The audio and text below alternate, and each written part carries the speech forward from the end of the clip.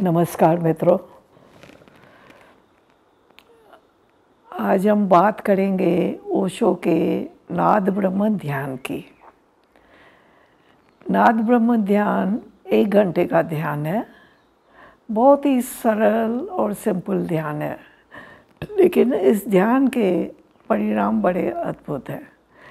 इस ध्यान में पहले आधा घंटा हमिंग करते हैं, बिल्कुल सहज होके बैठ जाते हैं अपने आसन में और आसानी से रीढ़ सीधी रख के बैठ सकते हैं, तो उससे ध्यान में सहयोग मिलता है। और कोई भी विधि करें, आंख बंद रखनी पड़ती है, तो आंख बंद कर लेंगे और हमिंग शुरू करेंगे।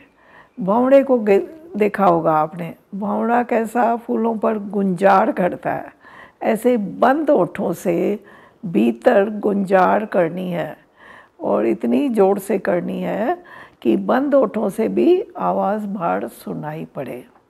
ये गुंजार आपके पूरे शरीर में अंदर से आपके बॉडी को हील करेगी।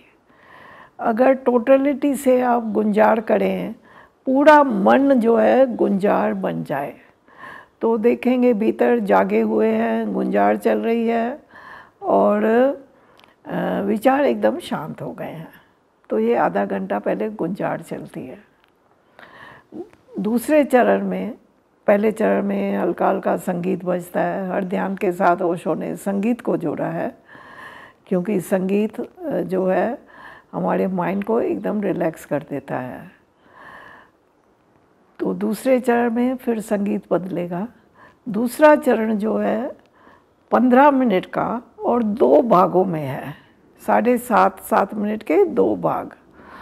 पहले 7.5 मिनट आपको दोनों हाथ जो हैं नाभि केंद्र पर लाने हैं। नाभि से हम अस्तित्व से जुड़े हुए हैं और गहराई से जुड़ना चाहते हैं।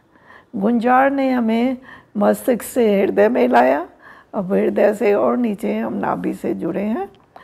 तो दोनों हाथ, हथेलियाँ ऊपर की तरफ खुली होगी और दोनों हाथों को आप धीरे धीरे धीरे धीरे आगे बढ़ाओगे, बिल्कुल धीरे धीरे धीरे आगे बढ़ा के और दोनों हाथों को दोनों तरफ गोलाकार घुमा के,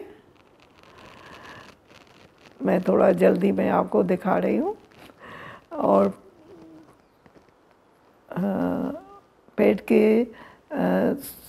को छूते हुए वापस नाभि पर आएंगे। तो ये आपको 7.5 मिनट तक करना है।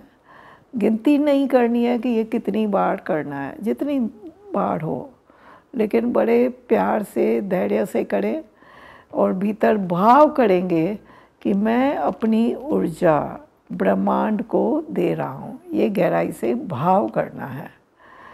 किसी से भी गहराई से हमें जुड़ना होता है तो कुछ शेयरिंग करते हैं, लेन देन करते हैं। तो पहले खुले हाथ से हम अपनी ऊर्जा जो है बाहर देते हैं ब्रह्मांड को।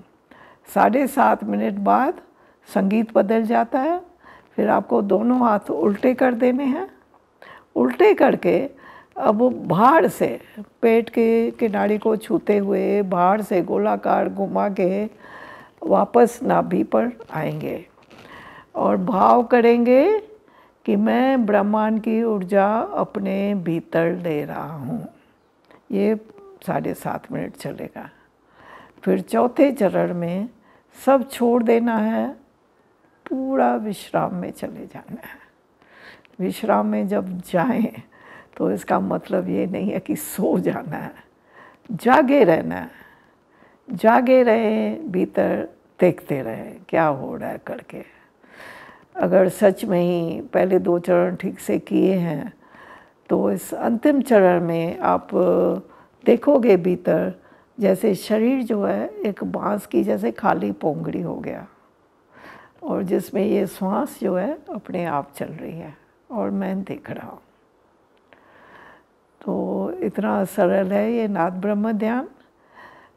जिनको कुछ ऐसी तकलीफ़ है, ओशो की सक्रिय विधियाँ किसी कारण नहीं कर सकते हो, तो ये ध्यान भी बहुत ही प्रभावशाली है।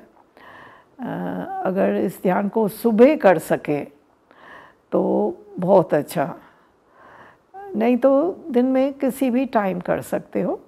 कोई भी विधि करें तो ये ख्याल रखें कि कम से कम खाने के 3 घंटे बाद करनी है। एकदम से खाना खा के मत करें, क्योंकि जब हम खाना खा लेते हैं तो पूरी हमारी ऊर्जा जो है खाना पकाने में चली जाती है। तो ये ख्याल रखेंगे कब करना है ये ध्यान। जैसे ओशो का सक्रिय ध्यान है वो हम सुबह करते हैं, क्योंकि वो खाली पेट करना है। कुंडलनी ध्यान है ओशो का, वो अक्सर शाम को होता है, 4-5 के बीच होता है। यहाँ की घर पर करते हो तो आप अपनी सुविधा से टाइम जो है उसका तय कर सकते हो, लेकिन साथ में वही ख्याल रखना है कि खाना खा के एकदम मत करें। तो ये नाद ब्रह्म ध्यान भी बहुत अच्छी विधि है, ज़रूर इसको ट्राई करें।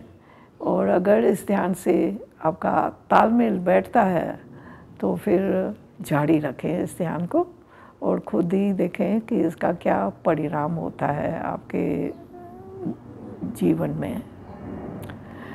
ओशो ने विज्ञान भैरव तंत्र में 112 विधियों की चर्चा की है।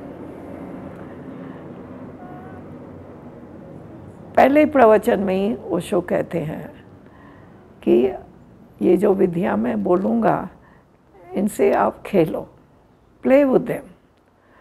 फिर जो विधि से आपका तालमेल बैठ जाए, अच्छी लगे, तो उस एक विधि को चुनो और बाकी विधियों को छोड़ दो। उस एक विधि को फिर जारी रखो, कम से कम 3 महीना जारी रखो। तो अगर सच में ही आपको बहुत ही रुचि है कि ओशो ने क्या क्या ध्यान की विधि दिया हैं, तो ये किताब भी अवेलेबल है, इसकी रिकॉर्डिंग भी अवेलेबल है 112 विधियों की। आप सुने, समझें, कोई भी विधि करें, सुन के समझ के, और घर पर कर सकते हो उन विधियों को भी।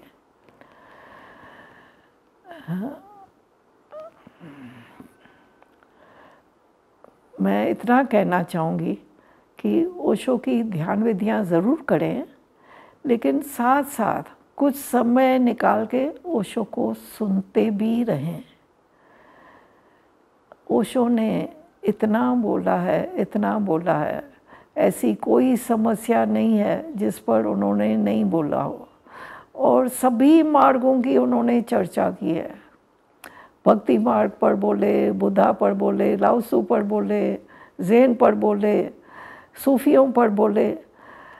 मतलब पहले जो भी एनलाइटन मास्टर्स हो गए हैं, उनकी बातों को ओशो ने फिर जीवंत करके हमारे सामने रख दिया कि किसी ने किस तरह बताई है अपनी बात करके। तो उनको सुनते रहें, समझते रहें और ध्यान जारी रखें। और ऐसा नहीं है कि आपने 1 घंटा ध्यान की विधि की तो आप 23 घंटा फ्री हो गए, अब जो करना है करो। नहीं, असली बात ये है कि होशपूर्वक जीना है, ध्यान को जीना है। जीवन में जो भी कर रहे हो 2 तरह से किया जा सकता है, आदतवश, मूर्छा में, यहाँ की अवेयरनेस से, होशपूर्वक। तो हर क्रिया के साथ होश को जोड़ना है, हर क्रिया को ध्यान बना देना है। हमारा पूरा जीवन ही होशपूर्वक जीवन हो। तो ओशो कहते हैं होश से चलोगे, अवेयरनेस से चलोगे तो प्रेम जो है उसका परिणाम होता है। और अगर आप प्रेम का मार्ग चुनते हो तो अंत में देखोगे होश भी अपने आप बढ़ने लगा। तो कोई भी मार्ग चुने, उसको फिर ठीक से समझें, जैसा समझाया गया है उनको सुने, तो जैसा आप जी रहे हैं पता ही नहीं चलेगा आपको कि आपका जीवन कब बदल गया, कब आप दूसरे व्यक्ति हो गए। ठीक है मित्रों, धन्यवाद।